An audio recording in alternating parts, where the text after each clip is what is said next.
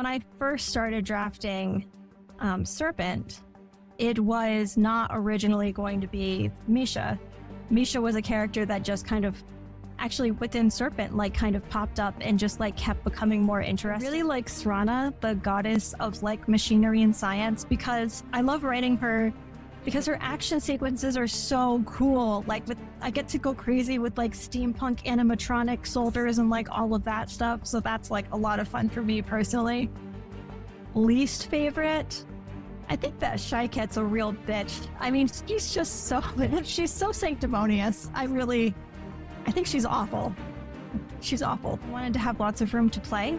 Like the two standalones definitely did kind of, so confession, they kind of came up because I had like obligations that I had agreed to. And I was like, well, better figure out something to write. And we were so excited at the end of Misha's first book. We were so excited at the end to have Vincent come up. Michelle was like, she screamed. She's like, Vincent's there. Yes, I was so excited. Yeah. And then immediately I'm like, where's Lucy? Like, I had like two separate feelings of what happened in that last like chapter. Mm-hmm. I'm like, yes, Vincent back. I'm like, where's Lucy? Come on. Oh, we love Lucy. That would be so cruel of me. Like, I could not kill Lucy. Also, technically I already did. So she can't die. She already did. It's fine.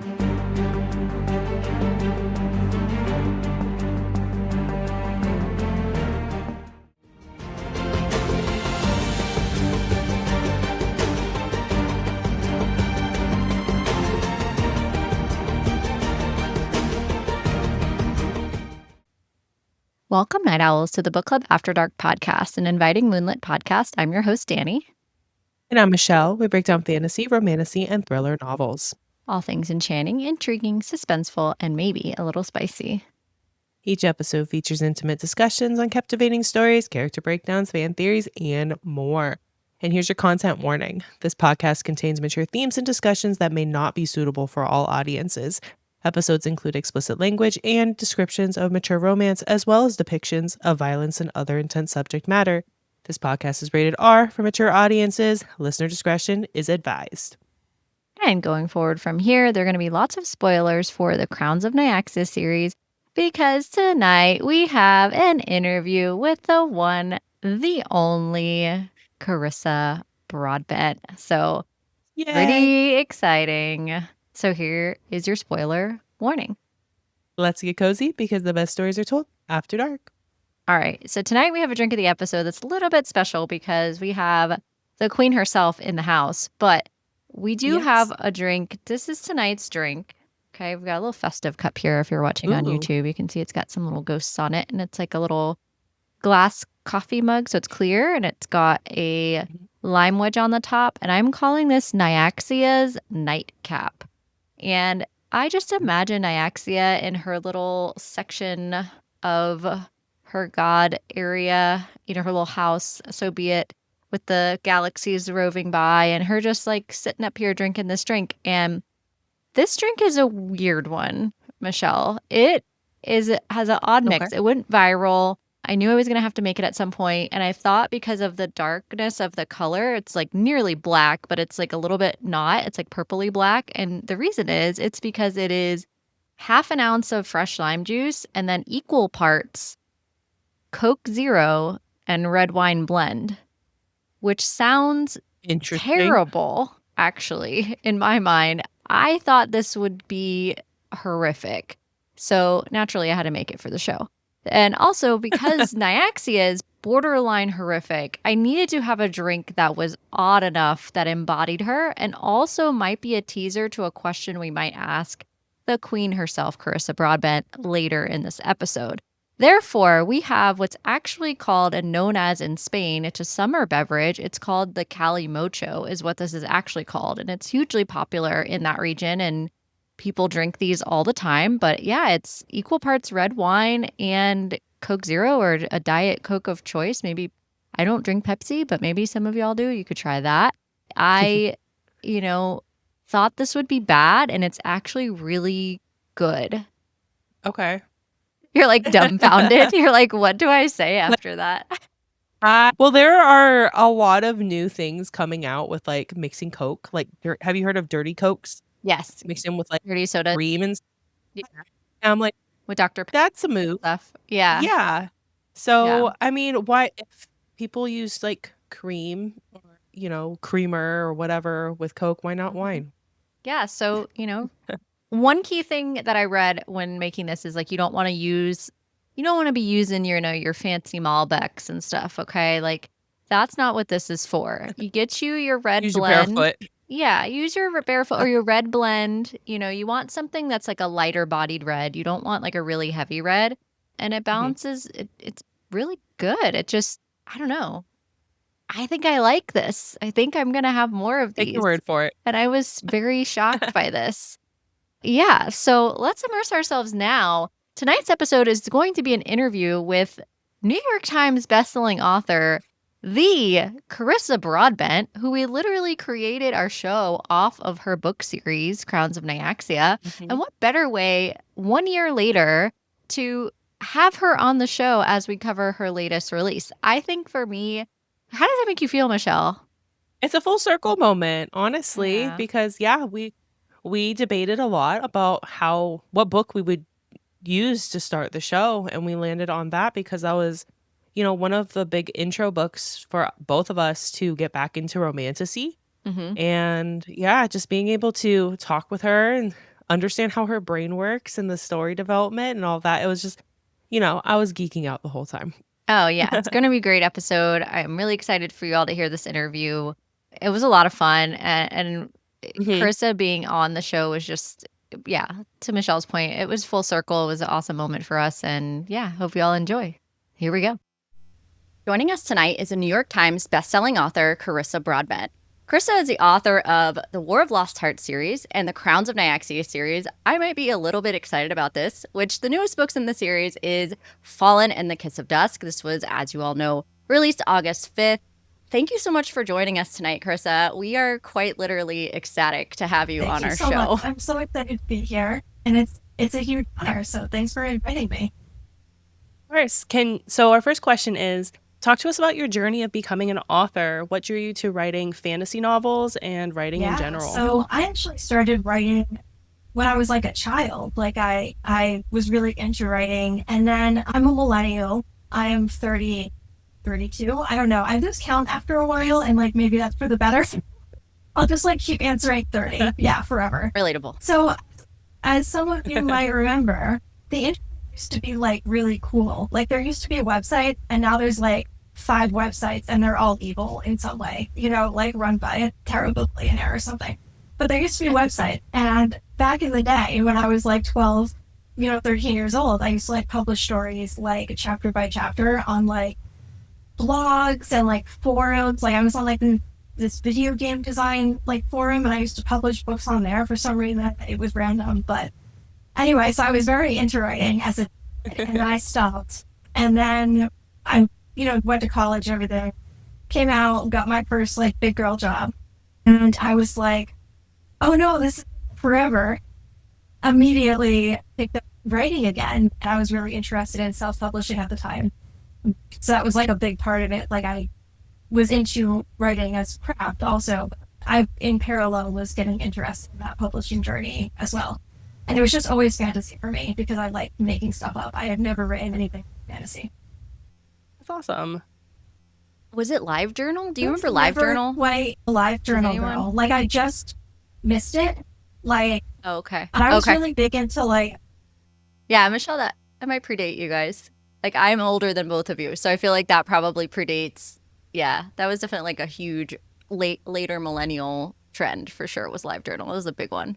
What was the one that you used? Do you remember? It was not even like a website. Like this is what I mean when I say like the internet used to be so cool. Like there used to be so many websites. Like I used to just make my own websites, or like I was into. Okay, I'm gonna confess like exactly how nerdy I am. Do you guys remember? Did you ever do like forum role playing?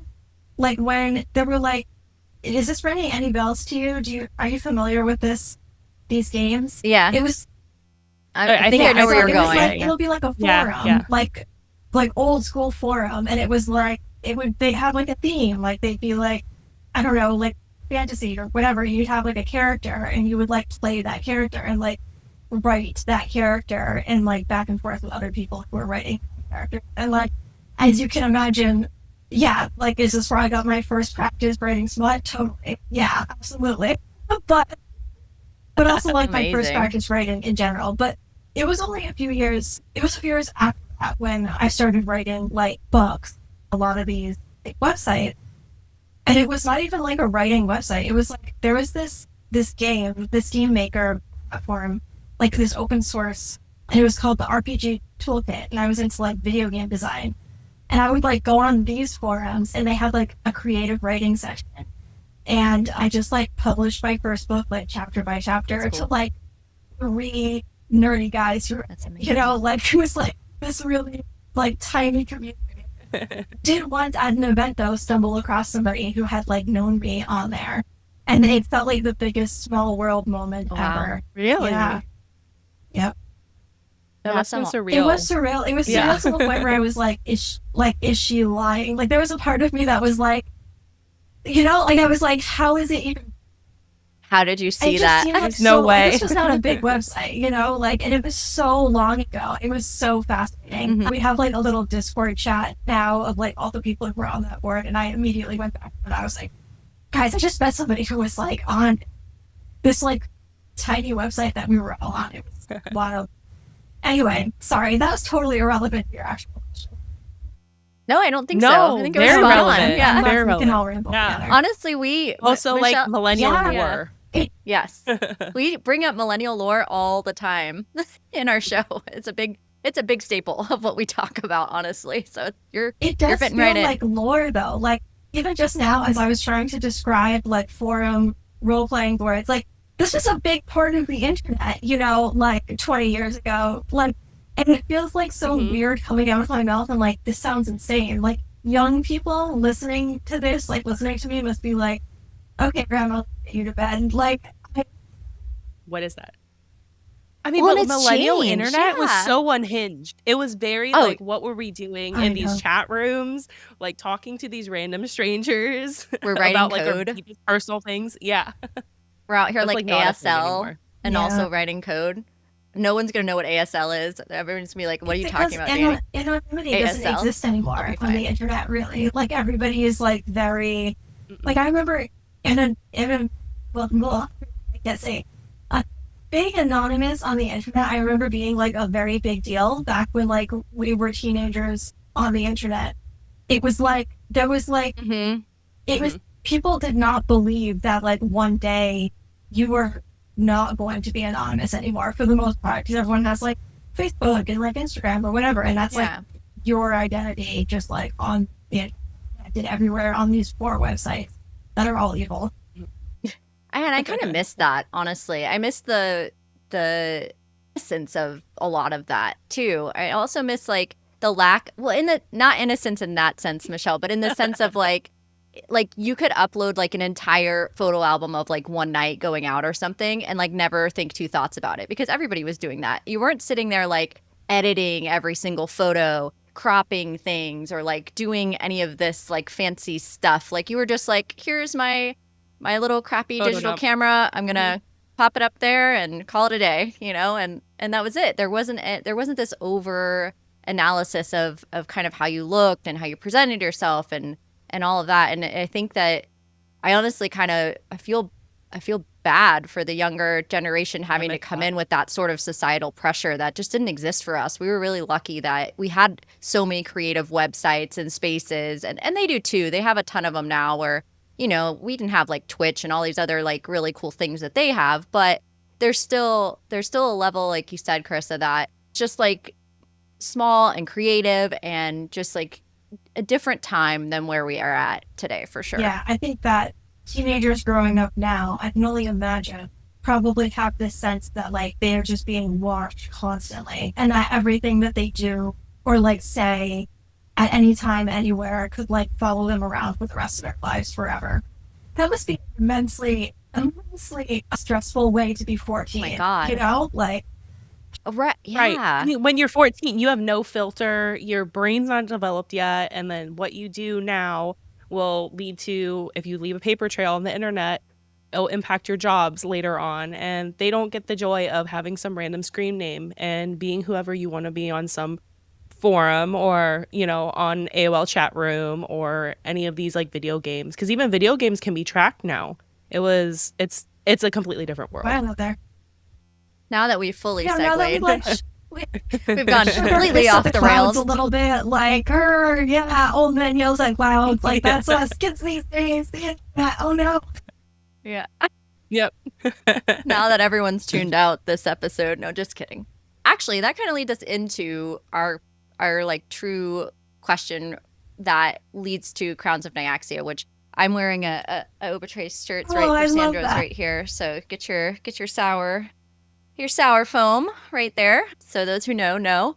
And I wanted to ask, where did you find your inspiration specifically for Crowns of Nyaxia series, like both in the title of the series, spoilers or not, and in the whole world itself? Like, how did it come to you one night in a dream? Like, how did you get to this world building and this kind of chaos that is Crowns of Nyaxia? It's chaos. Funny that you say come to you in a dream, because I actually, and this is the only time this has ever happened to me, the plot of The Serpent and the Wings of Night, the most of it I did in fact have in a dream. Just like the tournament stuff, you know, it was like just pieces of it. But that was not, that was not like the world part though. Like it was like, when I sat down to do the Crowns of Nyaxia, I was newly a full-time author. Like I became a full-time author partway through the War of Lost Heart series, like in between books 2 and 3. So I wrapped up book 3, and then I was like, well shit, I'm gonna come up with something new. And I am very much an author who I don't tend to like have ideas until I'm like, right, time to sit down and have a new idea. Like I'm very focused on what I'm working on. So I actually only recently have had to do this for like what I'm going to do after Nyaxia, because I only have 1 book left to write. So my agent was like, all right, I'm going to come up with your next idea. And I'm like, so I did that when I finished the 3rd War of Lost Hearts book. And I was like, fuck, I got to come up with another idea. And I had like nothing, you know, like I felt like I have no idea. But I did have like this vague idea that I would like to do vampires. And I was really nervous about that at the time, because at that time, there were not really very many vampires that I was seeing in like epic fantasy. Like they were mostly like paranormal romance, kind of urban fantasy, contemporary fantasy type stuff. So I was a little bit nervous about that because this was my livelihood, you know. And but I was watching like Castlevania, the TV series, and I was like, this is the coolest shit in the world. Like vampires, it like really cemented for me. I'm like, vampires, epic fantasy vampires are the way to go.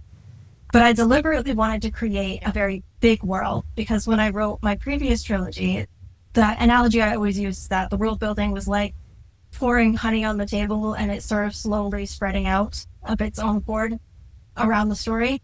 Whereas with this series, I deliberately wanted to do the opposite and create the boundaries of a very, very, very big world where I could just continue finding stories within that world as long as I wanted to. So that's kind of how I came up with like, all right, there's vampires, but what kind of vampires do I want to do? I want to do all the kinds of vampires. I want to do like bad vampires. I want to do monster vampires. I want to do creepy, gothy, mind control vampires.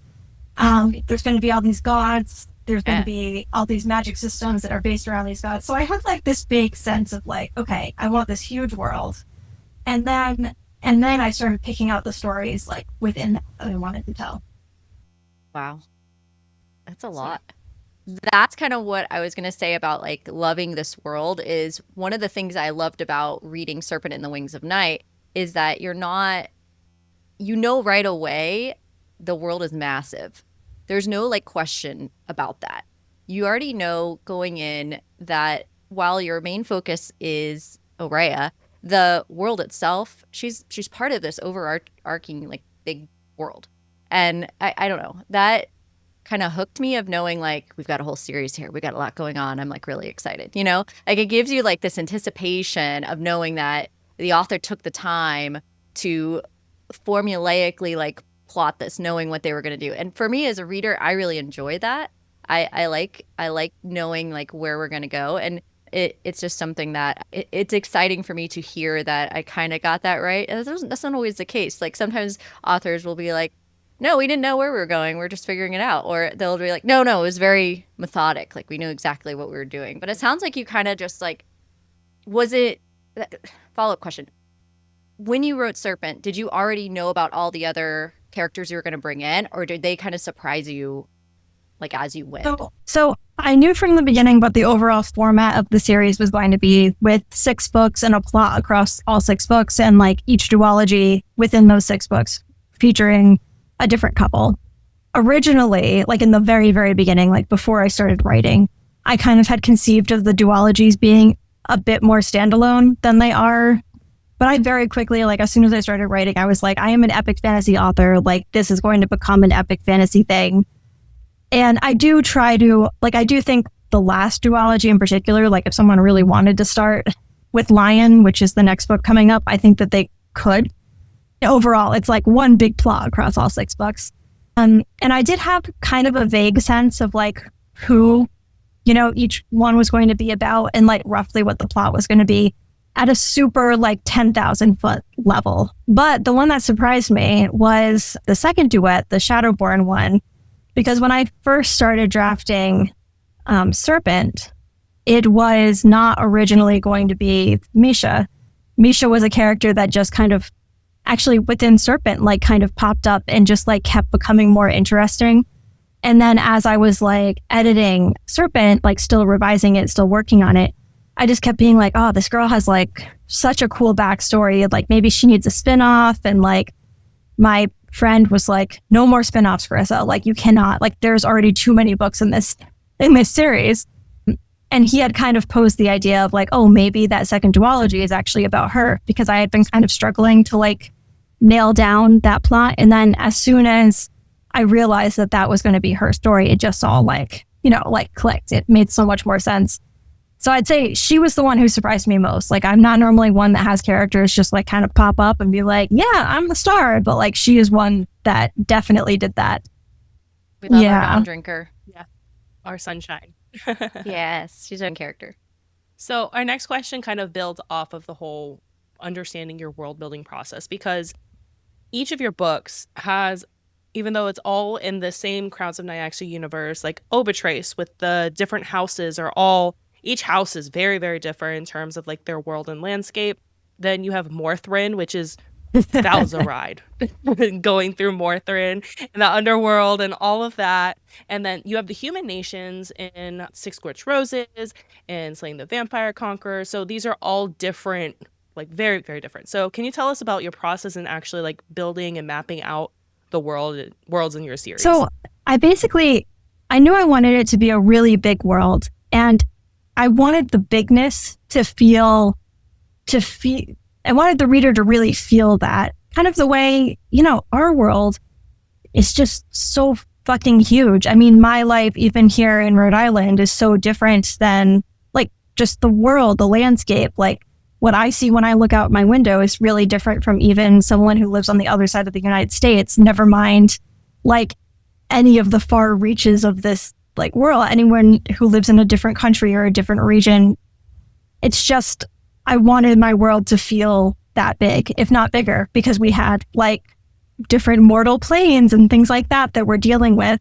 And I wanted there to be a lot of like cultural variation, especially when it comes to the fact that like the magic system is influenced by the gods, and there's 12 of them. So you think about how vast like the vampire world is, like that's still just like a small sliver of the entire world. And I did that partly because I wanted to have lots of room to play. Like the 2 standalones definitely did kind of, so confession, they kind of came up because I had like obligations that I had agreed to. And I was like, well, better figure out something to write. And they just kind of came to me, and they ended up having a lot more impact on especially Slaying. Slaying very quickly became one that had like a very big impact on like the rest of the plot. So I enjoy being able to explore this world too, where there are like definitely tent poles where I know and I see in a very concrete way. And then there's kind of like cloudy mist where I get to go explore and learn from that too. That's awesome. And that's funny that came out, your standalones came out randomly, because Six Scorched Roses, the FMC in that book is one of my favorites because she's 30. She's in her 30s, and we don't get that her. Like ever. Never. Mm-mm. So love Lilith, and I love that because we didn't read that until after we read Ashes. I know you're supposed to read it before in terms of timeline, but it allowed me to have a lot more depth in where she was coming from in Ashes and in Vale. And I just loved her. You know, she was just a little scientist. She just wanted to save her sister, and I love her too. I really thought nobody was going to like that book. Yeah, she's like I wrote it, and I wrote it in like 2 weeks. Like I wrote it really, really fast because I had signed up to do this anthology, and I was kind of like, well, I get to write whatever I want, you know, like it's okay if it's so different from Serpent. So I was like, who are these people who are going to be like here for vampire gladiatorial matches and then also be like, oh, I'll have this nice little story about a scientist girl, you know? But it's very close to my heart. It's been really wonderful seeing people connect with it. But was it nice, Carissa? Was it? Because I feel like your characters, these poor people, they just go through it, okay? Our girl Lilith had a rough go. I feel bad for Vale, honestly. Like, you know, I'll be vague. Well, yeah. Especially like off. Yeah, I was surprised. And this is very vague, so I'll even, you know, say maybe it's not a spoiler. But in Fallen, dark book, a lot of people suffer. But kind of funny to me how Vale kind of suffers the most. Even though he's kind of off page. That poor guy. I feel like he needs like a fluffy like chapter or something to like heal up afterwards. Oof. Poor Vale. Yeah. On that note, related to and what I really like too is like so far, and I wonder if this is going to continue. Don't answer that yet. But so far we've gotten a lot more glimpses, and we see this even in Fallen more, of the different personalities of the gods and goddesses that you've created. You know, Slaying had a really in-depth version of that world. I mean, there's a lot there. There's a lot to unpack. We're not going to do all that right now, but I have a question. Of the gods and goddesses that you've created, who's your favorite and who is your least favorite? Ooh, least. Let's see. Let's go dead or alive. Yeah, too. Man. Okay. Favorite to write? This is like kind of a random answer, but I really like Srana, the goddess of like machinery and science, because I love writing her. Because her action sequences are so cool. Like I get to go crazy with like steampunk animatronic soldiers and like all of that stuff. So that's like a lot of fun for me personally. Least favorite? I think that Shyket's a real bitch. I mean, she's so sanctimonious. I think she's awful. She's awful. Okay.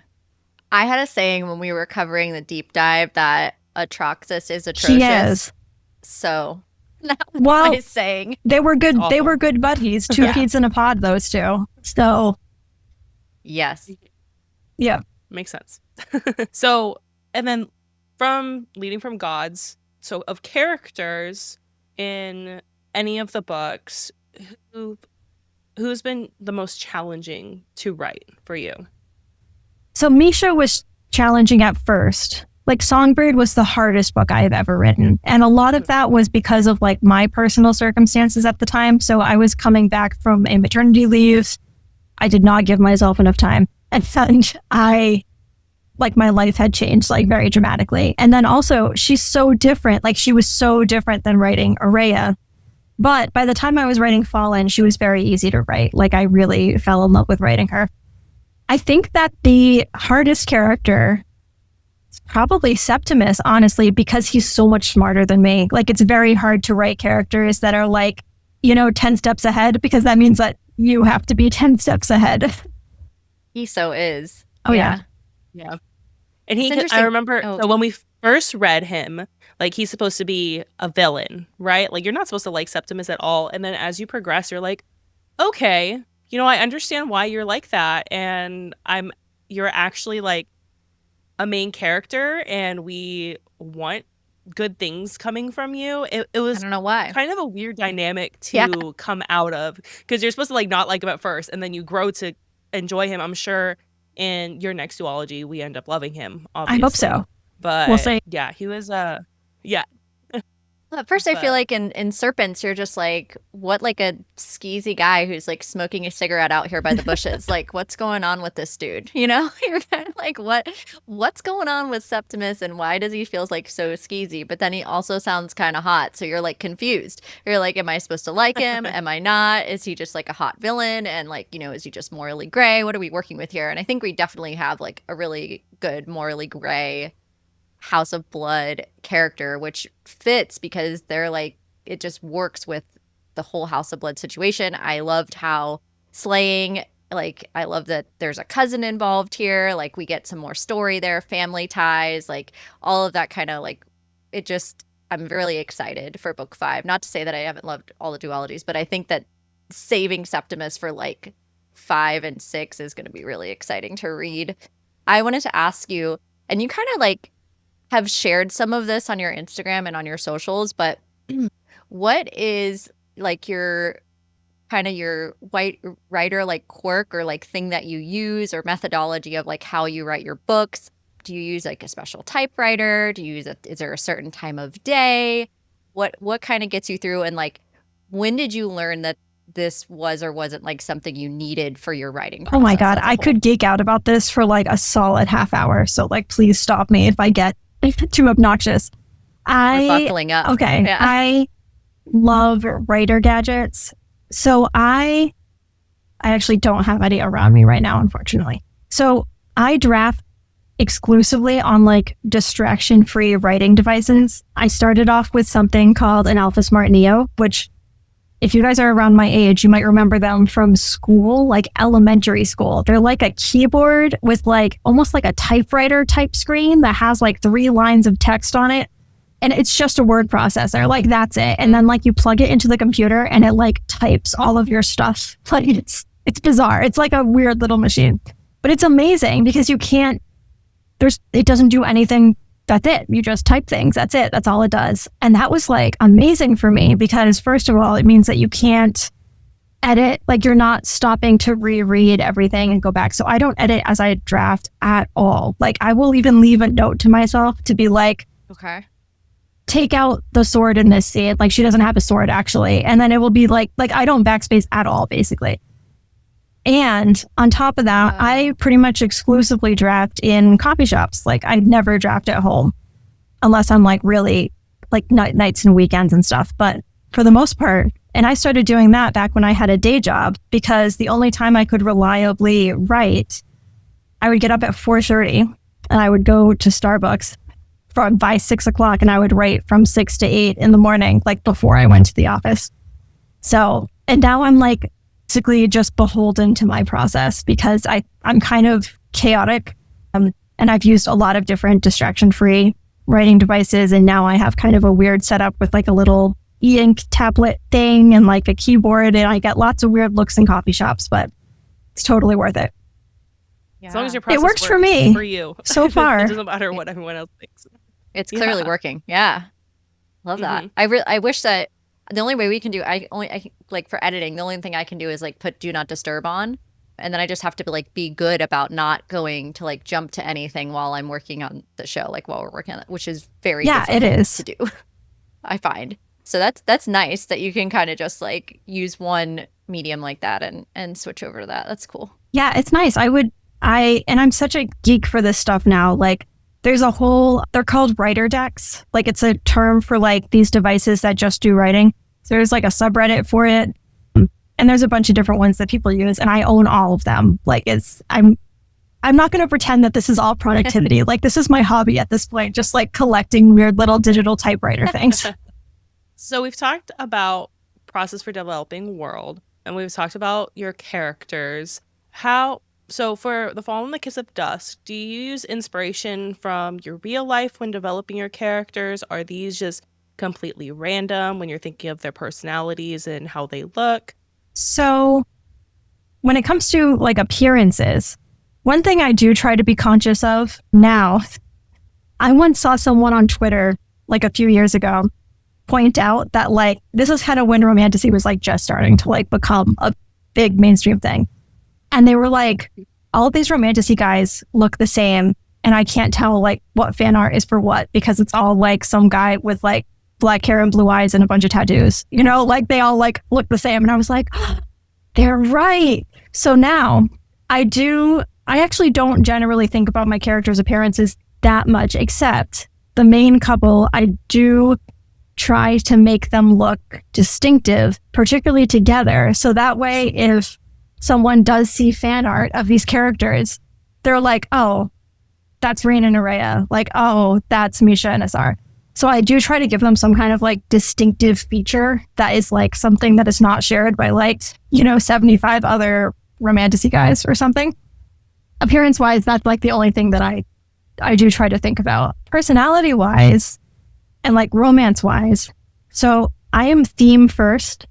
Like the first thing I come up with for every book is the theme. Like, what is this book about? A lot of times I'll have like a vague sense of like, well, like Misha, for example, she was already a character. So like I know her personality. That I wanted Asar to be like kind of a more bookish guy, like kind of uptight, like quiet. But when I think about that theme, I try to place them on kind of opposite sides of it, or maybe they're kind of exploring it in the same way. So like both Misha and Asar are people who like are actually like healers, at their soul. Like they're people who want to fix things, but they're also people who are both dealing with a really extreme loss of faith in like a very violent way. And a lot of times like the personality comes from that, like me pushing and pulling that theme like through those characters. Okay. I like it. So it actually fits really well into my next question, which was completely coincidental, but works perfectly for where you just came off of. What themes were the most important for you to explore across Crowns of Nyaxia? Swear to God, that was our next question anyway, and it just happened to be what you were just talking about, so it flowed really well. So good at this. You're amazing at this job. So what's funny is I think about theme like for each individual book, or like for each duology, I will say, like for each couple's arc. And I had never, except when someone asked me on tour that question about, they asked for like, what would you say the theme of like the whole Crowns of Nyaxia series? And I just gave them like this really long rambling answer. And like by the end, I had like come up with the answer. I was like, yeah, that's it. So the answer that I determined it to be was I really enjoyed exploring power and like whether it is possible to both fight for and obtain and like hold power without becoming like inherently morally corrupt, basically. And that's a theme that's kind of come across like all of the books in kind of like a, as an underlying way. Yeah. And it's kind of at the heart of Nyaxia's story too, right? Because she sacrificed, sacrifice implies that she had choice in the matter, but she ultimately had sacrificed like love for power. Yeah. And she's kind of has fucked her up pretty hard. So just a little tad. She's still, yeah, she's a mess. She's a mess. They're all a mess. Yeah.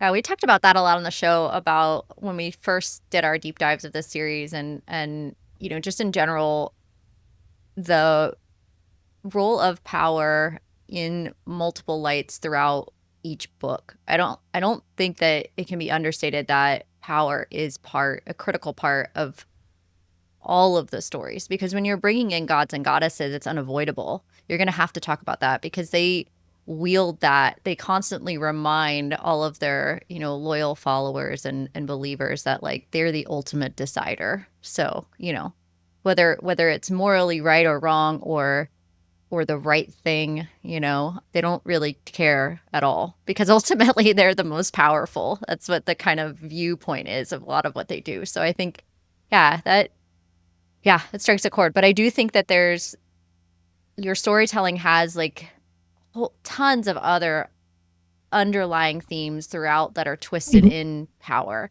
and how love plays a part in that power dynamic, and how loyalty and how trust and all these different variations of where trauma, absolutely.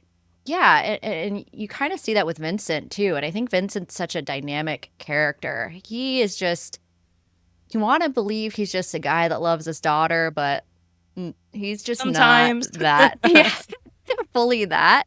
And Michelle, Vincent's like one of your favorites. You got to tell Carissa how much you love Vincent. Yes. I love Vincent. And so I really, really loved Vincent in Ashes because you see like those pieces of like his memory and all that like leading up. And then when I was reading Fallen, and you can still see it's like you're in the underworld and you're still grappling with power and your love for your daughter, which you refuse to admit. You're dead now.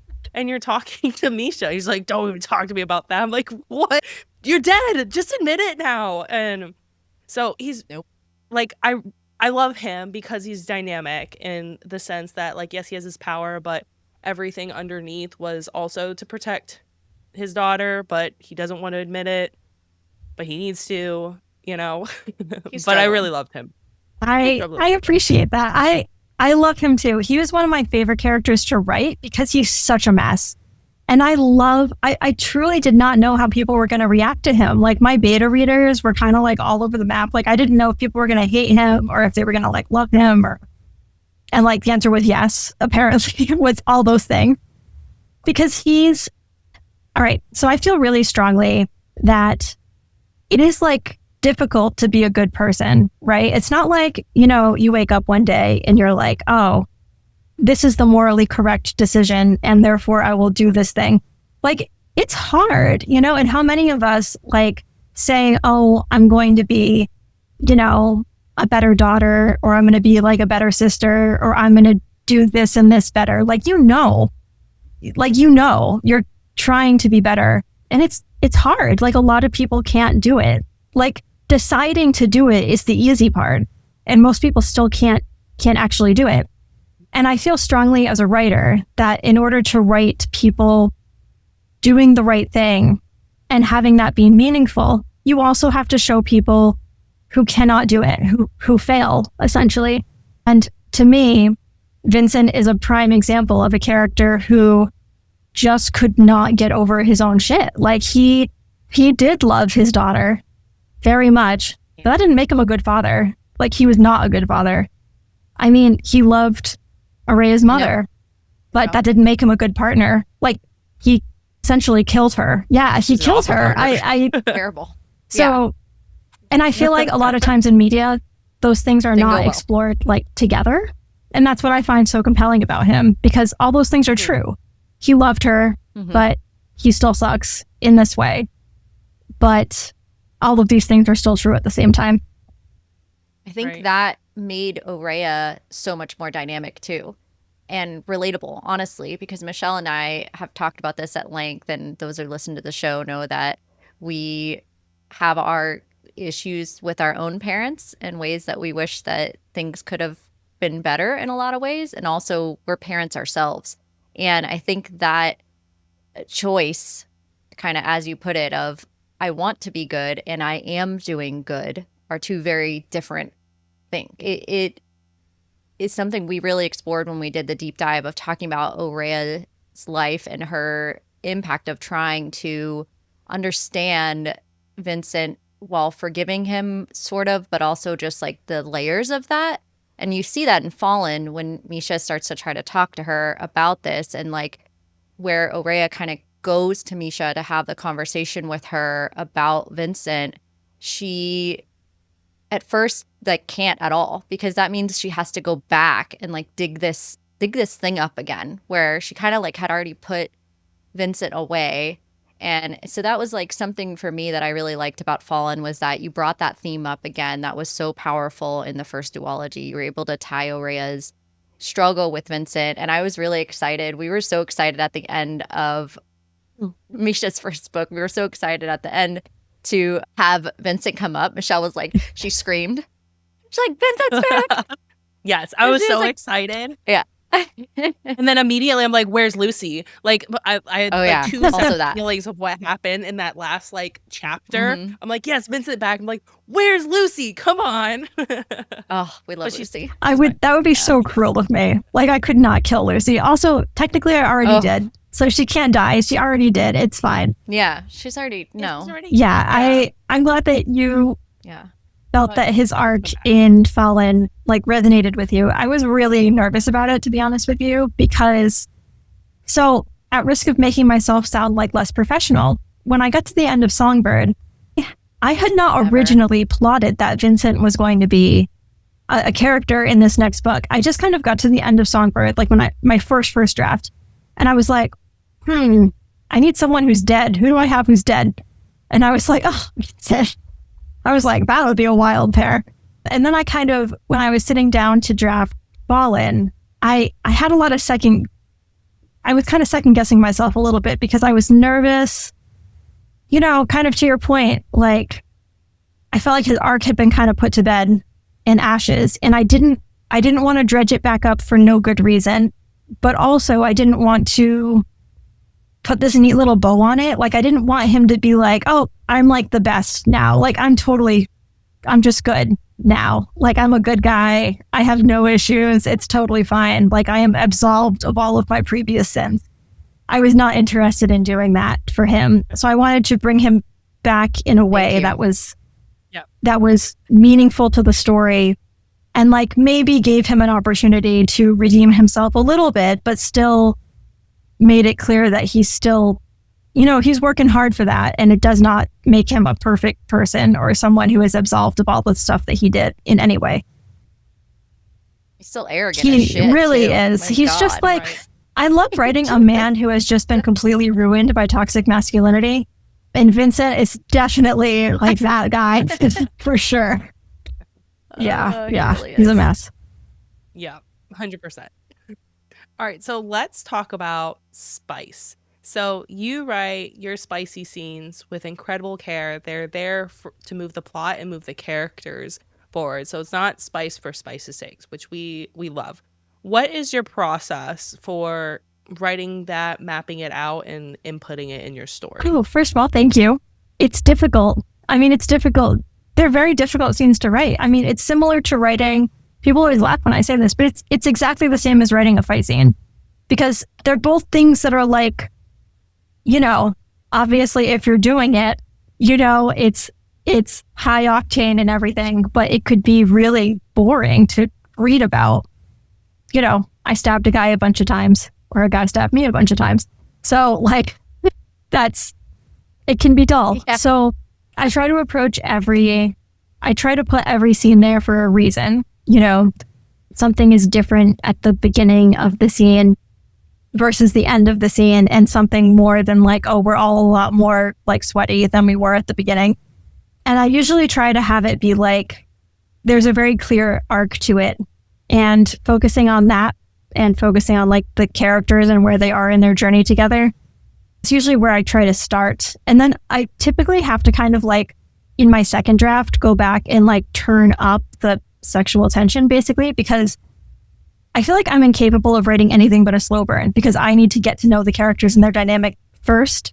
And then I can go back and just like kind of crank up the heat like everywhere. For my most recent one, where there was definitely a lot of heat like to begin with. So it's definitely slow, maybe my slowest burn, but definitely like the most sexual tension of any couple that I've ever written. Sounds very Septimus. So it felt like that's the only way it could be for him, you know? It's fun to write like a flirty guy, because most of my guys are very introverted. Like most of them, like Rain was kind of the most unusual like male protagonist of mine in that regard. Like with my previous series and everything, like my guys are usually like a little bit, they're not usually very flirty. So fun to write a flirty guy. Yeah.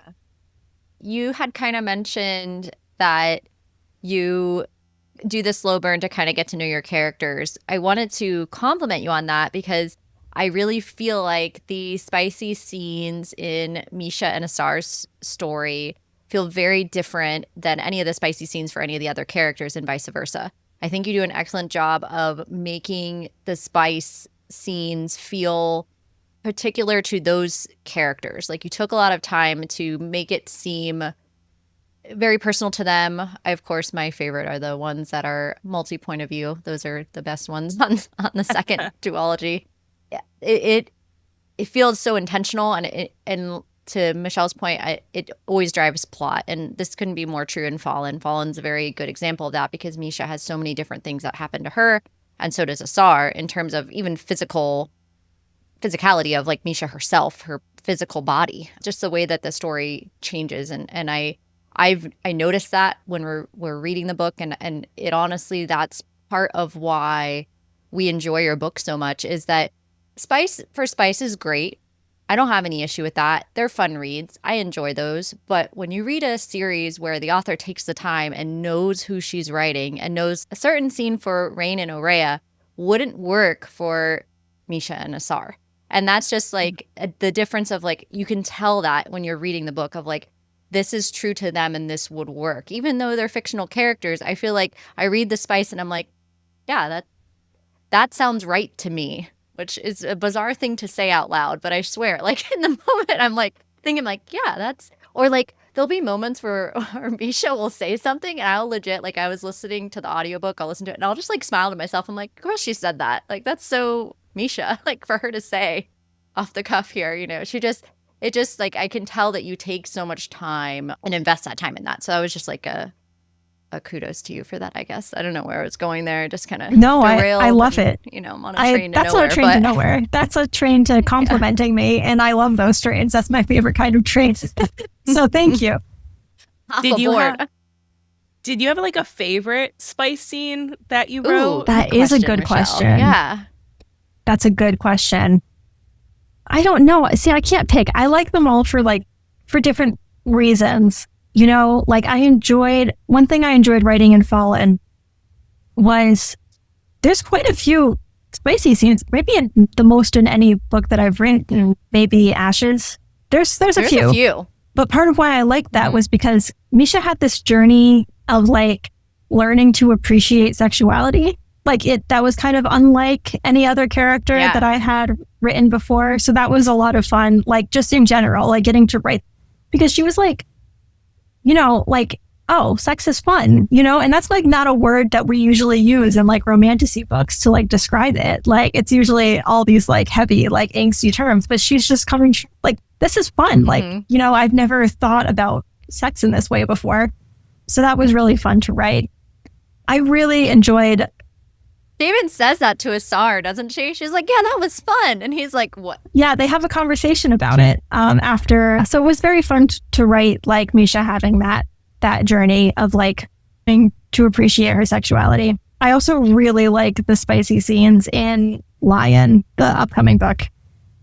And a relationship unlike any that I've ever written. So it was fun.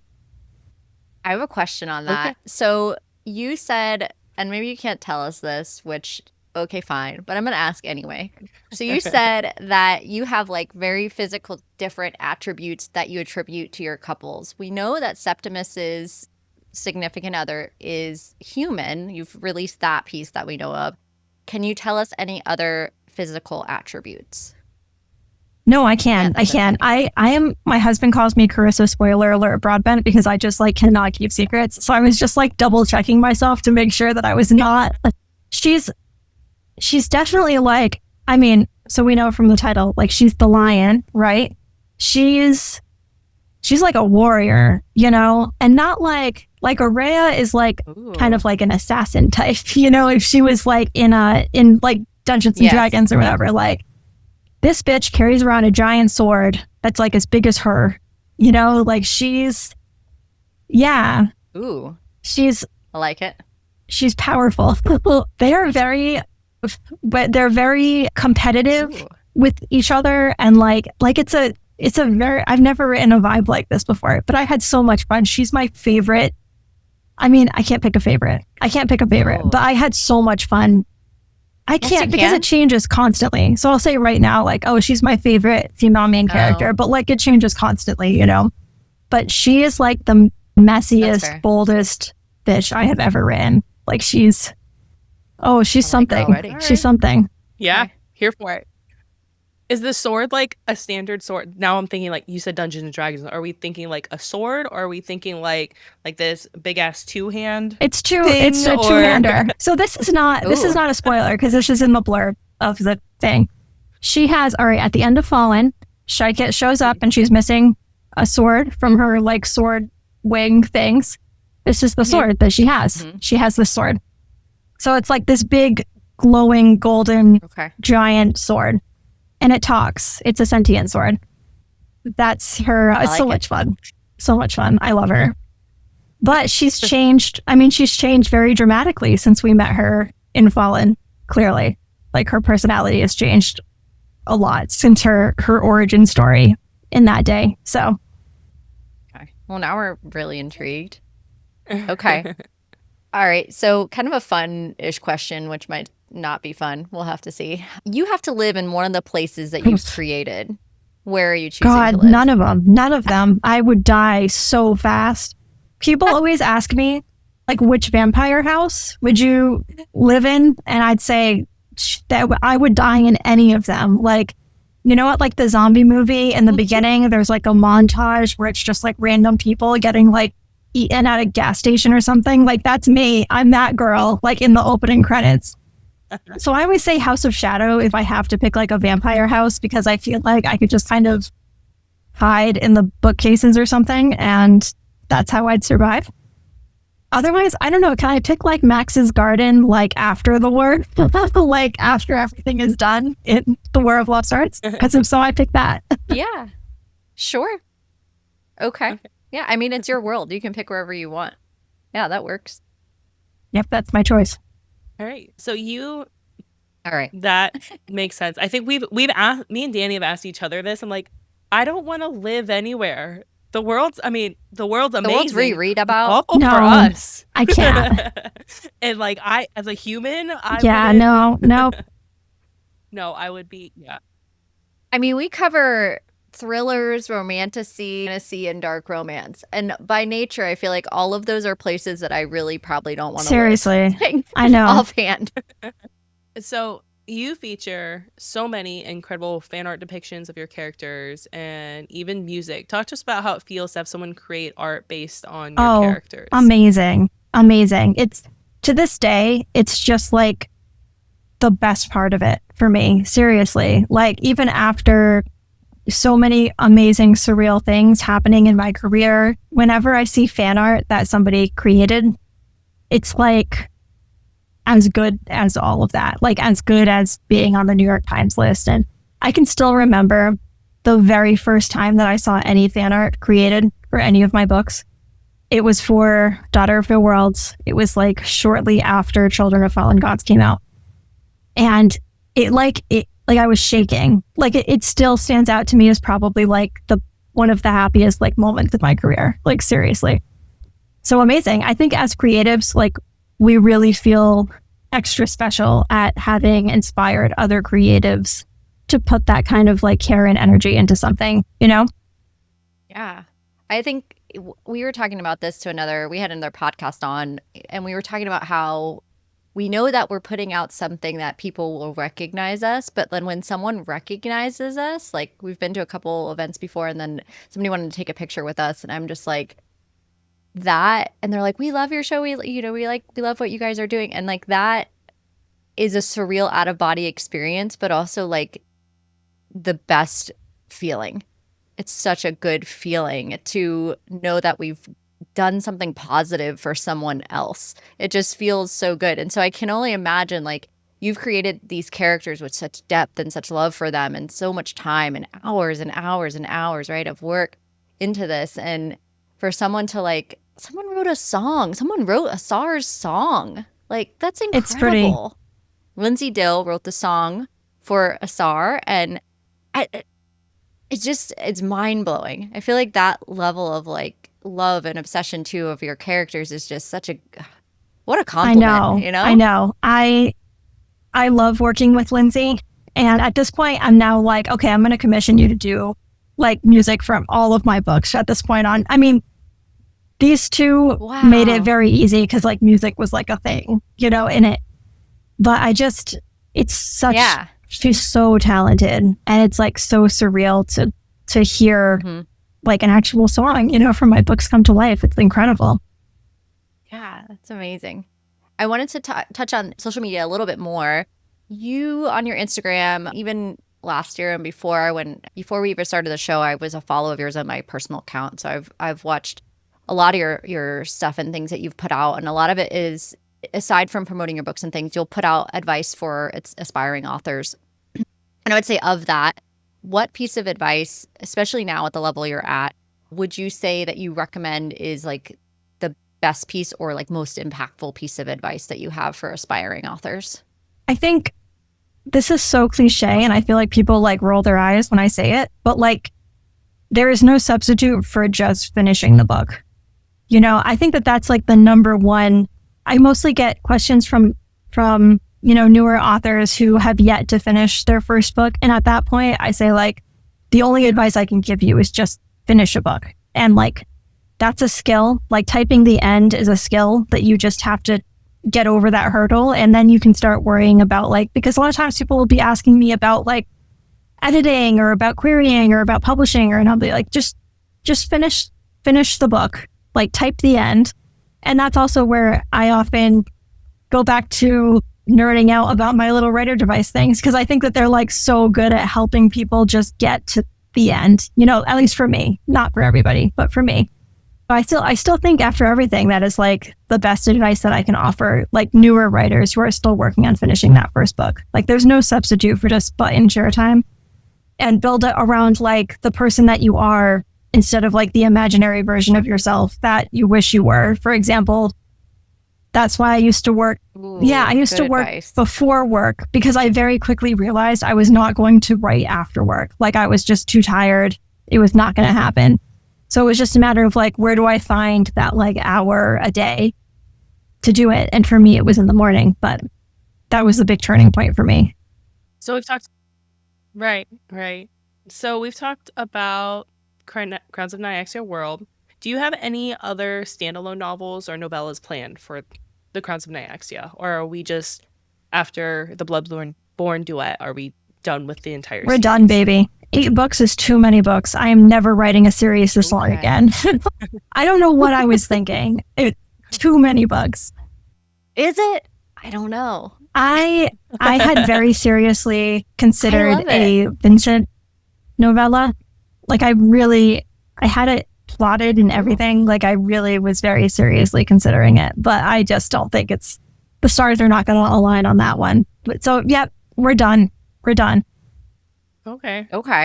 All right. Well, I was kind of hoping, because all right, we've accepted it. I've accepted it. I'm going to move on. We won't try to. Okay. So we know that Daughter of No Worlds just got like this whole new look, right? It's being released by Bramble and in October 14th. Can you tell us what it was like working with the artist Arthur Wang on the new redesign, and the difference of how this process has been from self-publish to being republished by Bramble? And mostly for aspiring artists, I think, or aspiring writers, I think it'd be interesting to hear kind of how that all worked and what that kind of looked like for Absolutely. I love talking about this because this is one of my favorite projects I've ever worked on. So he is amazing. I actually worked on this project completely without Bramble. Like I did all of this with him before Bramble was involved. And actually after all the art was finished, my intention had been to self-publish, like to just do a new edition, self-published again.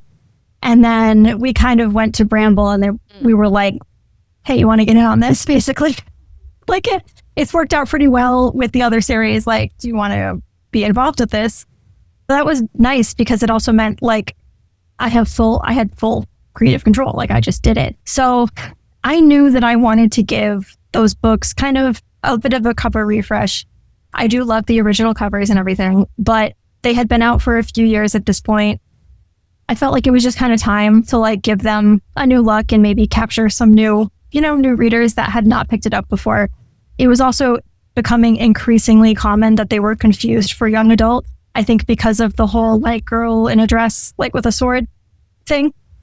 And I kind of felt like, I have some like name recognition now. I could like, if I could find like my real dream like artist, like who would that be? And I have all of Arthur's tarot decks, which I know nothing about tarot. I just like pull the cards just to like look at them and go, wow, so beautiful. But they're gorgeous. Like especially in person, they're really, really beautiful.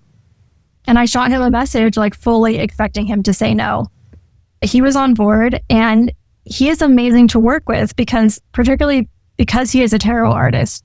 he is so thoughtful about symbolism, and he just has like this incredible attention to detail. And he's just such a, like, I describe him as a capital A artist, you know, like he is really, like, we worked on this for like a year when like some of it was like, oh, I'm a little busy this week. He's a little busy this week. Course. But I mean, we worked on it for a long time. He was just so thoughtful and thorough. And like, he really took the time to like understand the books and like the themes of them. And there's so many Easter eggs like hidden in this art. Also, he is just such an incredible painter. I could go on about this for like half an hour. I just loved working with him. And it's kind of nice to have the best of both worlds, to be able to do this and have all of this creative control, and then just like go to Bramble and be like, here you go, put it on shelves, you know? I'm really fortunate because most authors do not get that kind of freedom, you know? So I'm very lucky to have that situation. Mm-hmm. Follow-up question to that for our listeners, and maybe who are never going to be aspiring authors, but just out of curiosity, can you walk us through kind of self-publish versus published by Bramble and what that kind of has meant and what that has changed for you as a writer? Absolutely. So terminology that people might hear frequently is indie publishing or self-publishing versus traditional publishing. So indie publishing is when you self-publish, like you're in charge of editing, like sourcing your own cover designs, like you're uploading to Amazon. And that is how I started my career. And I still am partly self-published. The drawback of that is that like your books are usually not going to be in bookstores, because it's just like, there's a whole, I won't get into all the logistics of the whole thing, but logistically, it is very difficult for bookstores to carry self-published books because they are printed differently and the margins on them are different. It's just challenging. And then you're not going to have like this big, you know, sales team behind you who's going to Barnes & Noble or Target or whatever and saying, hey, you should order 10,000 copies of Carissa's next book. You know, like that's not happening. But let me just put it this way. Being self-published is very financially advantageous. So I don't want anyone to come away from this considering these two options, thinking that I'm saying that self-publishing is somehow inferior. And I always like to mention this because I never want someone to look at my career trajectory and be like, oh, all of these authors are getting traditional deals. That means that self-publishing is not as good. The deals that we're getting are very different than the deals that we would be getting if we had just gone traditional from the beginning. So I just like to put that out there so that everybody knows. Interesting. So for example, now I still self-publish my ebooks. Like if you go on to Amazon and look at my ebooks in the publisher, it's going to say Carissa Broadbent. So like Kindle Unlimited, for example? It'll say exactly. Carissa Like if you look in like the, you know, like the details box on Amazon, that's also why my books are still in ebook only on Amazon, because for independent authors, Amazon does not allow you to be in KU and then also on Kobo and Apple Books and all that stuff. I'm trying so hard. Please, Amazon, please let me. but they will not. So anyway, now my print books, my hardcovers and paperbacks go through my publisher, Bramble. So I'm in kind of a unique situation where I am partly self-published and partly traditionally published because I now have a publisher. I have an editor at the publisher and everything. And like we work together the same way that any traditional author would on my books. And they now take care of all print distribution and everything for me. And they've been a really fantastic partner. I'm really grateful to be working with so many talented people over there. That's awesome. When you transitioned from being self-published to working with Bramble, did you approach them or did they approach you? They approached me. With? Yeah. And we actually, this is again something I try to be transparent about so that other authors who are in this position, because it's getting very common, like every day we see more indie authors who are getting kind of scooped up by publishers. I think Carrie Lake just got picked up. Yeah, and that would not surprise me. Picked up too from Nocticadia, that whole, fairly certain she just got picked up for that. I saw that she had posted that one's going to be traditionally published now. Nocticadia, which is I've heard it's fantastic. I need to read it. Yeah, it's very common. But I just say, like, I would urge other authors who are starting to be in this position, who are like on the cusp of maybe getting that kind of attention. Don't feel like you have to take the first one that comes to you. You know, in our case, I was very lucky to have agents who were very familiar with self-publishing and the advantages of self-publishing. And they like really shook me by the shoulders and were like, look, you're getting like, because they really woo you, you know, like it's very flattering, you know, to have a publisher come to you and have interest in your books. But I'm lucky I had really good agents who really saw long-term, you know, like what kind of a deal would be worth giving up control for and what kind would not be right for me personally. Yeah. Would you consider doing a film for any of your books if you were approached? Yeah. What would rights look like to you, or which one would you want to see on screen? So I would love any of my books to be an animated series or I love animation. Ooh. I think it's the ideal format for fantasy adaptations. I would love that personally. Yes. Just look at K-pop Demon Hunters. Yes. Like I'm saying, Castlevania, which is what inspired me at the time, or like Arcane. Like it feels like there's been really wonderful animated, really like epic plot-driven stuff happening. I would love that one day. That's like a bucket list dream for me. Yeah, okay. and that's awesome. With fantasy, it's hard because you have how you want your MMC to look or how you want your FMC to look, and that person might not exist in terms of like acting. So with animation, you can have that drawn. You can have the whole 5'2" to 6'7" dynamic because that can exist in the animated world. And I feel like you would have more control over that. Yeah, I just think it's just such a fun medium. Also, realistically, have wings ever looked good in live action? Like ever, even once? I cannot think of a single example. I'm just saying. I'm also thinking of Asar, like the details of him and like the different way that he visibly like looks. Like I feel like all of that has to be done really, really well, and like a live action for him would be really challenging, and their whole duology visually would be a lot of CGI. It would be a lot to try to like do all that's why I'm like, call me Hollywood. I would love it. I would love anyone to adapt any of my books, you know, but fair enough. I'm going to be realistic here. Like if they have not managed to get ACOTAR, like the biggest freaking selling series of all time, like none of Brandon Sanderson's books have been adapted. Fourth Wing has not been adapted yet. Like I know that they're working on these things and everything. There is no way somebody is going to shovel millions of dollars into my stupid books. Like there's just no way, realistically. But also Hollywood, if you're listening, I'm totally open to it. Please. Well, we definitely don't think your books are stupid, and I would totally watch it. Thank you. Absolutely. Yeah. And I'm thinking of Lucy, and that's in terms of like how that would look visually. It would have to be she would have to be CGI, or you would have an actual dog actor, but it would look strange. But that also leads me into our next question. We love Lucy in the Shadowborn duet. Will we possibly see another lovable animal character in The Lion in the Deathless Dark? No real animals. We have a weapon though. We've got a sword. Okay. Right? So we've got a sidekick. She's a sentient sword. She's very sassy. We like that. Okay. So we have a sidekick. We love a sassy. Okay.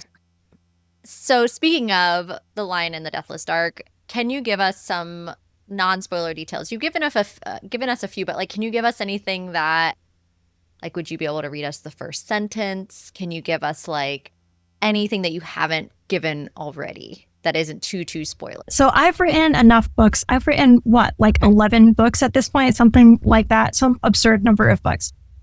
A lot of books. At this point, I've noticed trends. Like I've noticed that there are kind of clusters of books. So like people will be like, oh, I really loved like the latter two books in the War of Lost Hearts. Like I really love like that like epic fantasy, and like those people really liked Fallen. You know, like I've noticed like there's clusters, and then there's like people who really liked Daughter of No Worlds tend to also really like Six Scorched Roses for some reason. Like it's like there's clusters. This one, I really think that the people who really loved Serpent, like where Serpent is their favorite of my books, I think this one is going to be one they really like. It is very action-packed, and it's very big. There are a lot of gods, We see a lot of the gods.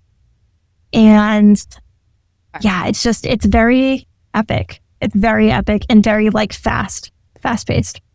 Okay. Do we get a new map? Oh, I hate doing the maps. Actually, thank you for mentioning that, because this time I always leave it for the end, and then I just like hate myself because I'm like, oh, I'm like in copy edits and I'm trying to like reverse engineer a map like from the things that I've said.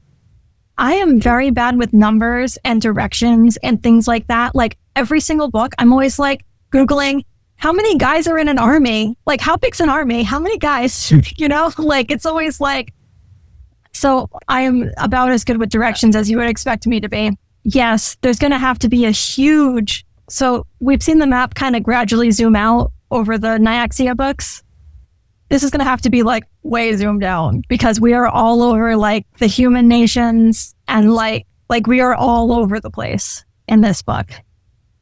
We love a new map. We love a new I'll map. try not to mess it up. Sometimes I mess them up. I was doing the maps for the War of Lost Hearts books for the new editions. Talk about stressful, because this series is like 2,500 pages long, like this long series that I wrote years ago. So I had to like go back through it and try to be like, wait, like where, like I was like Control F, like east, west, like searching for every mention of any direction, like in the books to make sure that I was mentioning the places I was supposed to mention. Like very stressful. Do not recommend. I need to always do my maps from the beginning. But we're getting a new map, everyone. Yes, in case yes. you missed that. Yeah, We're getting a new map. Yeah, and it's a big one. You're getting a new map. Yes. I'll work really hard on it for you. Appreciate that. Can we expect to see more of our beloved characters in the last duology of Crowns of Nyaxia? So I know we get Septimus, obviously, it's his book, but do we get any of our other main characters that we've seen so far? Oh, yeah. I mean, we're down to the last two. Like, everything's coming together. But let me just put it this way. Everyone's got the objective. Everyone's the hero of their own story, right? Everyone's working towards their own goal, not necessarily aligned. So, yeah, maybe we see some old friends, but like, are they on our side or are they villains in this book? That's the question, really. Carissa. Oh, okay. That's brutal. Okay. Oh, God, that's uncomfortable. I don't... Oof. Okay. Yeah, now I'm thinking, I'm like, wait, which one? Who would be the villain? Well, just think about who like... we've seen that would be a villain that's not who's on what side? I mean, we end Fallen, right? With... Yeah. There's like 3 teams. There's like the White Pantheon, like all the humans for the most part. And then there's Acacia, the goddess of fate, and she's got Araya, Rain, Misha, Asar, plus like her human followers. But she's got them, and then there's Nyaxia. I don't love her. Oh, she's something. She's something. Not my favorite. Yeah, I thought I would like her more than I did. For whatever reason, at the end of the Songbird, I'm like, oh, she's actually like kind of a cool goddess.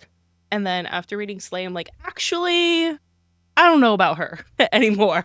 Well, the thing is, we read it after. Yeah, we just recently read Slaying.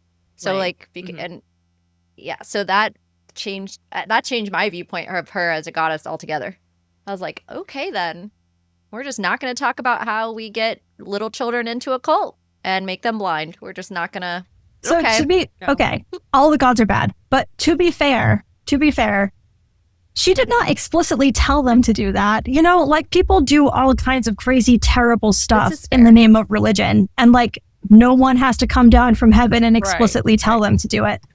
You know, humans are very capable of being terrible to each other all on their own and making up their own terrible shit.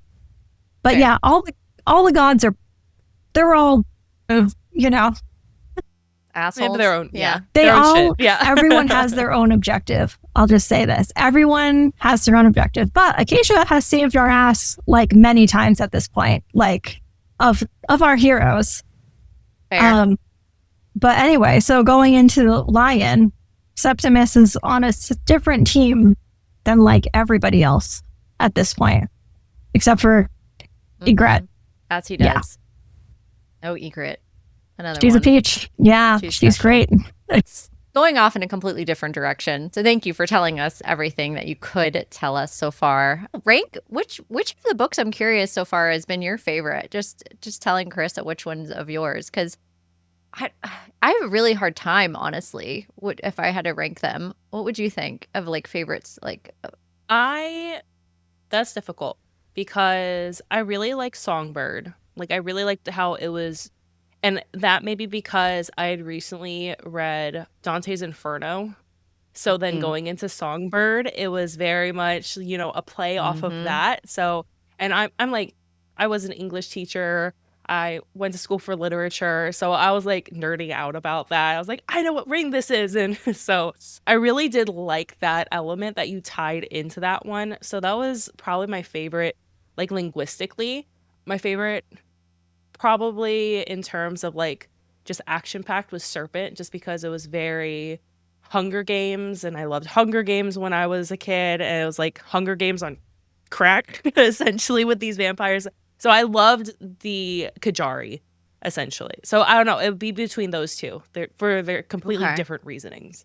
Oh, we love Six Scorched Roses too. I feel like that was its own. We did. There was such like a short Bella, and I always tell people if they're like unsure if they want to go into this world or what they're getting themselves into, I feel like that is such like a good one to start with because it's not super long, but you'll know right away if like your style of writing is going to be the one that's like a good one. And Vale and Lilith's story, I just love it. I just love Lilith so much. I like that she's an older FMC. I don't know. I feel like all the duologies you've released so far, that's one actually question I had for you for the Bloodborne duet. What I like so much is that you have female main characters POV in the first book always, and then you transition in book 2 to both of their perspectives. Are you doing that again with Bloodborne? Yes, that is the plan. I enjoy it because it lets me kind of have my cake and eat it too, where like for one book we get the kind of mysterious like what's he thinking, like what's going on, and then like in Serpent it couldn't be dual POV, obviously, like you just can't, because there's always a twist or some information like you can't. No, but then I love being able to get that second POV in the second book, so that way we're also getting to know him more intimately as well, like in the second part of the duology. It's gonna be interesting because I feel like for Misha, we knew her first because of the first duology. So like seeing her lead the next book in Songbird like made logical sense, and now we're getting a new female main character. So like we're gonna follow her story, and then we'll get both their POVs. But that's gonna be I'm excited to read all of that and like kind of get into that more and see kind of where all that dynamic. It'll be interesting to see all that layout, because I feel like we got Misha in 2 books before she got her own book. We got like more of her dynamic, and like mentions of her. So I think it'll be interesting to see how that lines up for the next release for book 5. I hope that you like it once it's here.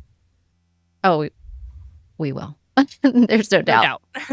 No doubt. Okay, so this question is completely unrelated to that. So thank you for that. We won't have any more questions about the more recent book. So I wanted to ask, since you're a working mother like us, what impact has that had on your career as a writer? I know you mentioned that you wish you had taken more time postpartum. What has that experience been like for you, and how has that impacted your career and kind of what you think about it before you were a parent to now? Gosh, complicated question. The timing was ideal, in some ways, but also a little bit surreal, because it was like, so I published Ashes and Slaying like within a month of each other. And it was like right before I was due. So like so when you're self-published, there's not very much time in between, like you finish a book and like you're in charge of editing and everything, like you work with the editors and everything is very quick. And then once a book is ready, you press a button and it's available in like 48 hours. Unlike traditional publishing where like I finished Lion. Oh, wow. Like I finished drafting Lion, like 2 months ago now, and that book is coming out in August of next year. Like I finished drafting it 13 months before it's coming out. Yeah. So it was like I couldn't be late because I was having a baby. Like I couldn't delay because like I had to finish. So I got those books out, had my child and everything. And that was like kind of when everything blew up. Like right when I was like, you know, giving birth and having a kid and all that stuff. I didn't really take too much of a maternity leave because I had like Serpent was getting re-released and I had to go through copy edits again. And there's just like a lot of work that happens with these re-releases behind the scenes. And then it was something like my son was born in the summer. He was born in June. And then like Songbird was originally supposed to be due like January 1st, like right after the holidays. And it was like I had done nothing, you know, like I'm starting from zero because I was like crunching to finish the previous books, like up until I had him. I definitely felt like my brain is like mushier than it once was. And I feel like it took like a solid year. Like my agent and I have joked about how like Lion was actually a very easy book to write. Both Songbird and Fallen, I made like extensive rewrites and revisions and stuff like that. Songbird especially, like Fallen was easier compared to Songbird. And I really think it's because like it takes like 16 months for your brain to like be normal again. And this is like the first book I've written like completely in that window. That's my theory. Yeah. Yeah. I mean, the biggest adjustment. Science supports that theory. That sounds like science to me. My lived experience supports it for sure. It's also hard to like, I used to work 7 to 7, you know, like I had very long work days. Now, of course, I don't do that. My work day is more like 9 to 3-ish. So that's been like the biggest adjustment is having to like scale back on like the amount of time that I have and a lot more to juggle. I have a lot of respect for authors who do this with a day job, like with kids. Like I don't, like I think I would not be able, like if I had had kids like before I quit my day job, I don't know if I would be here right now. Like I don't know if I'd be able to do it. Okay. Yeah. That tracks. It's a lot of work. It's a lot. And people The don't best. realize like when we, But yeah. yeah, it's Go ahead. best work, but like you have even if you have free time, it's not free time when there's a kid around. Mm-hmm.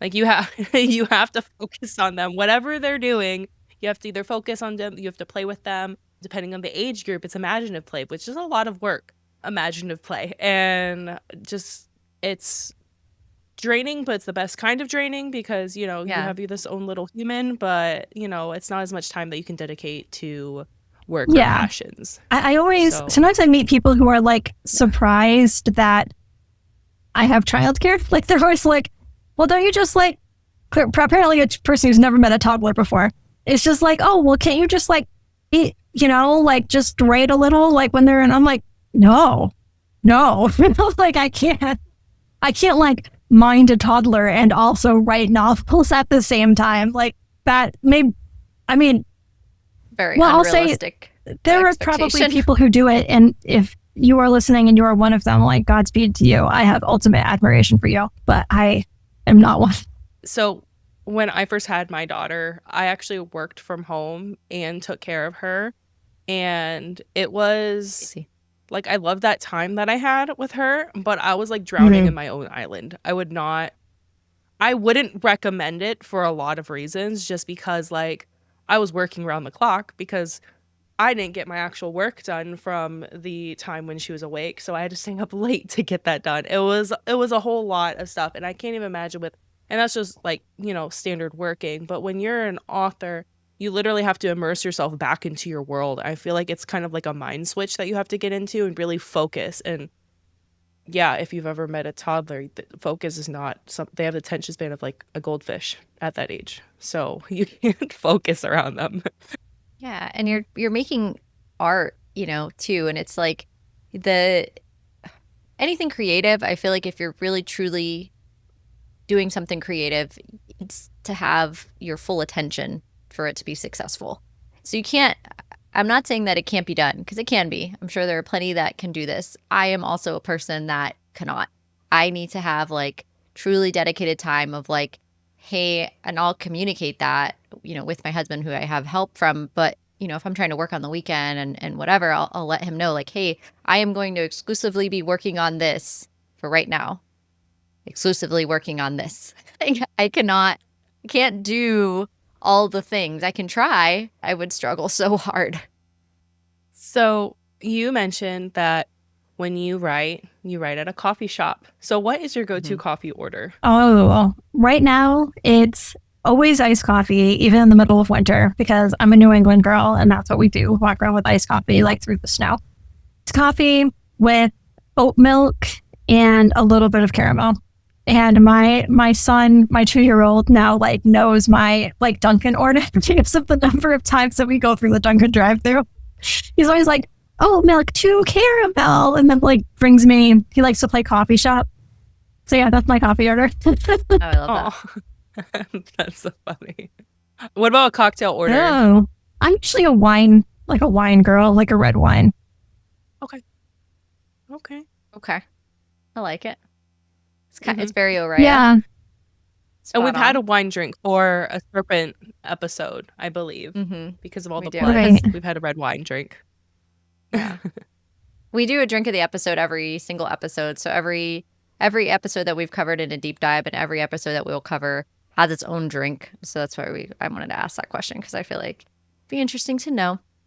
On that note, like, what's your favorite comfort food and like favorite season of the year? Oh, favorite comfort food. I don't know. I feel weird to describe this as comfort food. I love a charcuterie board. Like, you asked me my favorite food, maybe because we were just talking about cocktails. Yeah, dinner. I was just like, the number of times I do like charcuterie board dinner, like, let's not even talk about it. Favorite time of the year. I love a good girl dinner. Yeah. Adult Lunchables, really.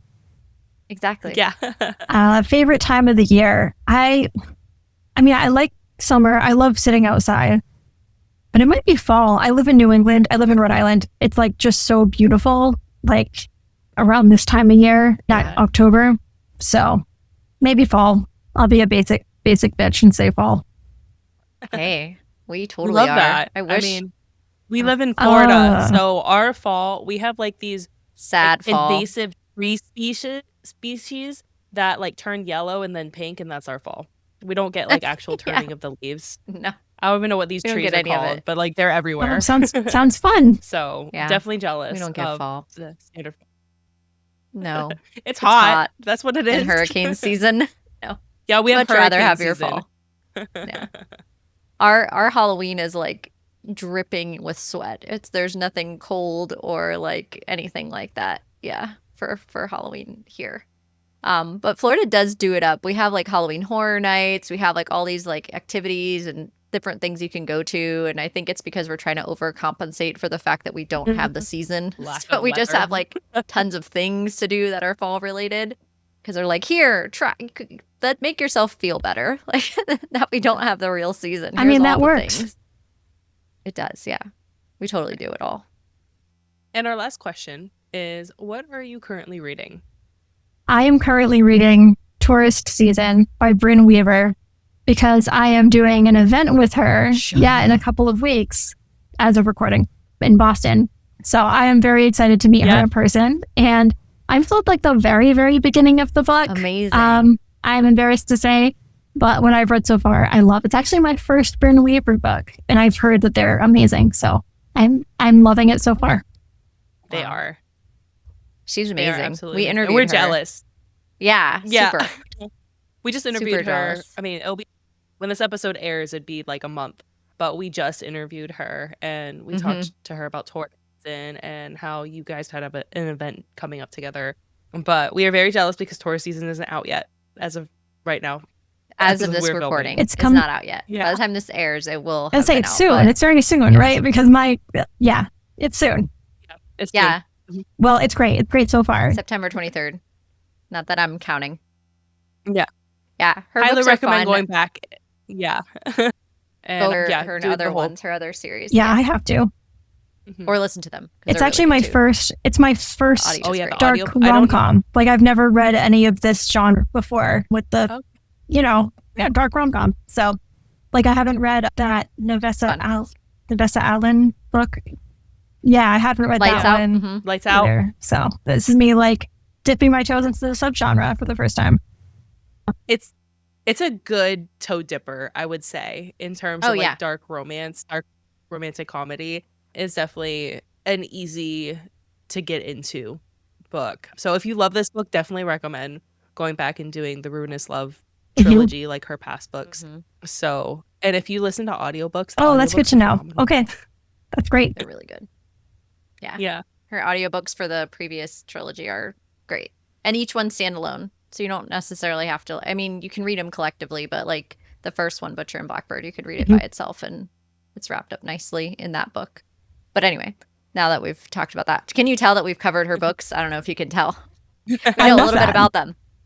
Well, thank you, Carissa, for being on the show. This is truly like a full circle moment for Michelle and I. We said at the beginning that we started our podcast basically off of Serpent. It was such I'll be honest, I had my son and I was in a postpartum experience when I was reading Serpent, and reading Oraya's story and the way that it just fully took me out of kind of the funk you're in the postpartum phase, and moms listening to this will know what I'm talking about when I'm saying that.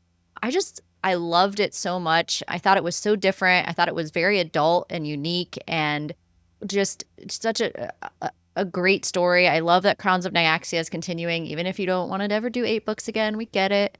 But I think that we're just so thankful for you to come to our little corner of the internet and spend some time with us and be willing to participate in this interview tonight. So thank you so much for being willing to come on. Well, thank you so much for having me. And it's such an honor that it connected with you and that it ultimately like brought you guys together in this project and everything. It's truly surreal. Kind of like as we were saying about fan art and everything. It's like to have inspired anyone with my work to create and go on to create something like this show and branch out into other books and everything. Like that's really, really incredible and surreal. So it is such an honor, and it was so much fun to be here with you guys today. Thank you so much. Thank you so much, Carissa, for joining us tonight. We had so much fun talking about your series, your favorite characters, your thought process, doing a little millennial dive into the past. And it was just such a pleasure and such an honor to talk to you about your new book and potentials of what we may see in the next duology. Yeah, and Daughter of No Worlds re-releasing and all that stuff. Like, we are just really, really excited for you and so unbelievably excited that we had the opportunity to talk to you. We still believe that this series is ridiculously underhyped. And we hope more of you, if you at this point still haven't read this series, get on board, y'all. What's going on? Let's get it going. Where have we been? But yeah, thank you, Carissa. Thank you so much for being here. And we had a wonderful time. We hope you'll come back and join us again. And keep an eye on your mail. We might be sending some stuff your way. So thanks for coming on. Now it's time, Michelle, for some mystery Q&A. I've got a question for you. Miss Taylor Swift has taken over the internet in the last, I don't know, 2 or 3 months, right? So are you a Swiftie? No, I'm not. I respect her craft for sure. I liked her Red album and I liked Folklore. And just since then, things seem kind of, I like her lyrics, but just nothing really gets me going, it's nice to listen to in the car. Am I going to go to a concert to see her? No. But do I respect her as an artist and an individual? Yeah, absolutely. My daughter loves her. So she will listen to, was it Blank Space? She loves that one. And she likes the music video, oddly enough. And some of her other songs. So I do listen to her a lot more often just because my daughter will ask to listen to her, which I'm okay with.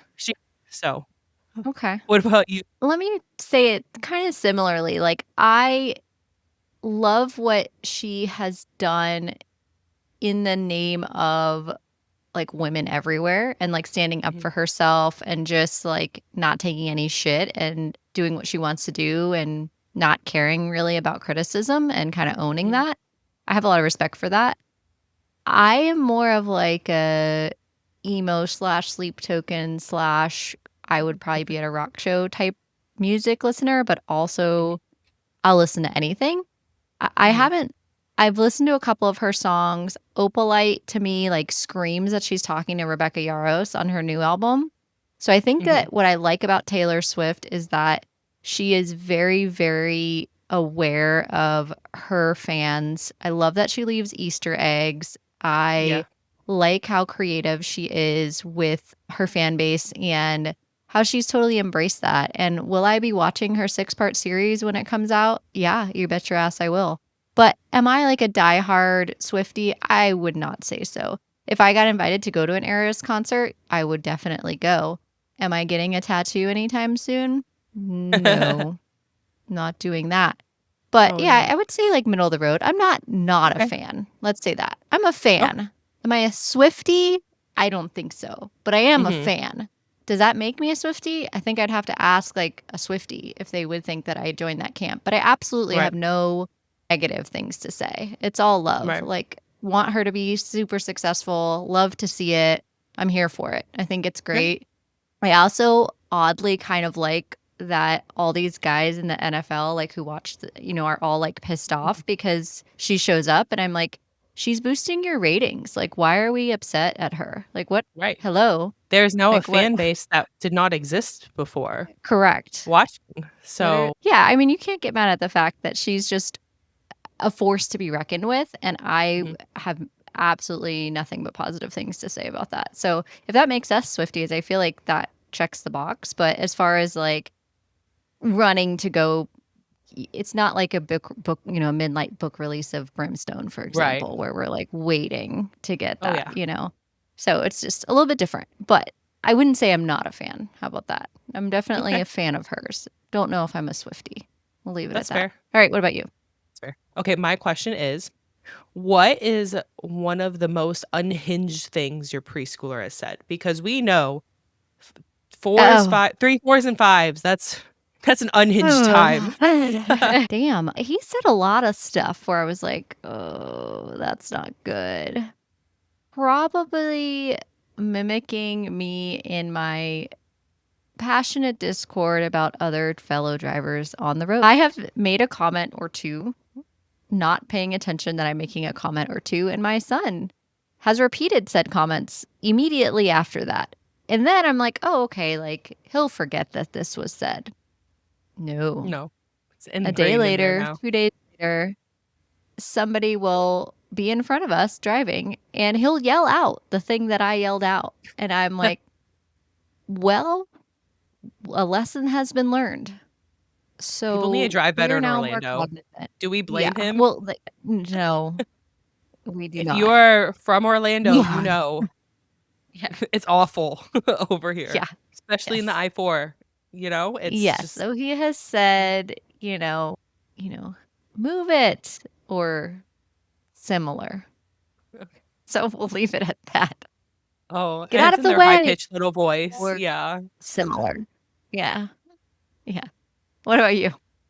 Okay, so the reason why I asked this question is because as I was putting my daughter to sleep tonight, she said something really strange. And she's at the age where she's like, and it's spooky season, so she likes horror type things just because she sees like masks and stuff at the stores and whatever, and she has questions and whatnot.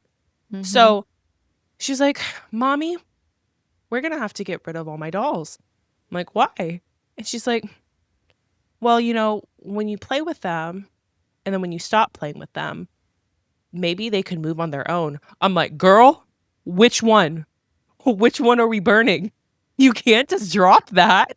And are we getting rid of all of them? Is the whole house gonna burn? I honestly at this point, it's like, and like I'm trying to keep like a straight face. I'm like, who told you that happened? She's like, no one told me. I'm like, okay. So burning them all. That is. Well, I immediately thought of Toy Story, right? So maybe it's just like a Bo Peep type situation. Like maybe that's what's happening. I'm trying to be positive here. Of course. Yeah. Maybe it's like a Bo Peep situation. so much. Like the porcelain dolls, and she has some that they're like they're not American Girl dolls. They're like the Target version of American Girl dolls. Mm-hmm. But their eyes are glassy. I hate dolls so much. And I have a girl, so naturally she has a shit ton of them. So they will all be burned soon. We have a boy on the way, so I feel like that's going to help with that balance. So you're going to be all right. Yeah. Hopefully not creepy ass shit coming out of his mouth. I don't know. Yeah.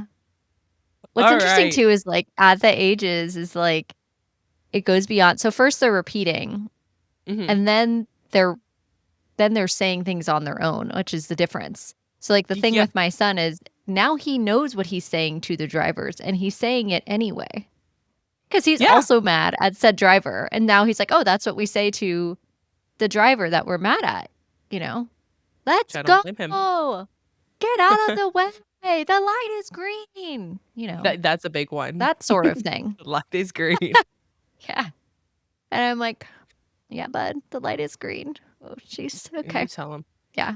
And then for you, she's also like realizing her world. So it's kind of this like, you're kind of proud in a way because it's like developmental, but then you're also like horrified at the same time. Oh, no, you're like, no, I'm out. Yeah, I'm out.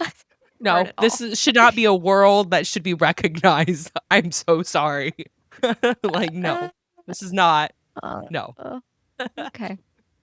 All right. Imagination needs to go away. Once an imaginary friend pops up, nope, we're done. Burn the whole thing to the ground. Okay. Yeah, in your house, which if you guys haven't seen, Michelle did a post about how her house was seemingly haunted when she purchased it. That's a story for another time. If you go on our Instagram, you can find the post about this. But tell us what you think. Yeah. Yeah, tell us what you think. The house has been properly cleansed since. Yeah, we've saged. It's been saged. Yes. Yeah. Yes. But we don't want to bring those things back. Now, before I wrap up, let's talk about what's coming up next on Book Club After Dark. Right. So since we're on a little thrilling note, next week we're going to dive into our thriller, which is The Silent Patient by Alex Michaelides. And we're looking forward to dissecting this novel with you. A little spooky. I'm excited for it. It's going to be a good one. It's a nice switch up. And don't forget, we want to hear from you. If you have thoughts on The Fallen and The Kiss of Dusk or suggestions for future reads, drop a comment below or message us on one of our social media platforms at Book Club After Dark Pod. Show us your fan art, theories, or anything bookish you'd like to share. You can visit our website at bookclubafterdark.co to stay up to date on our cozy content and check out our merch. That's all for tonight. Sleep tight, night owls. Until next time, happy reading.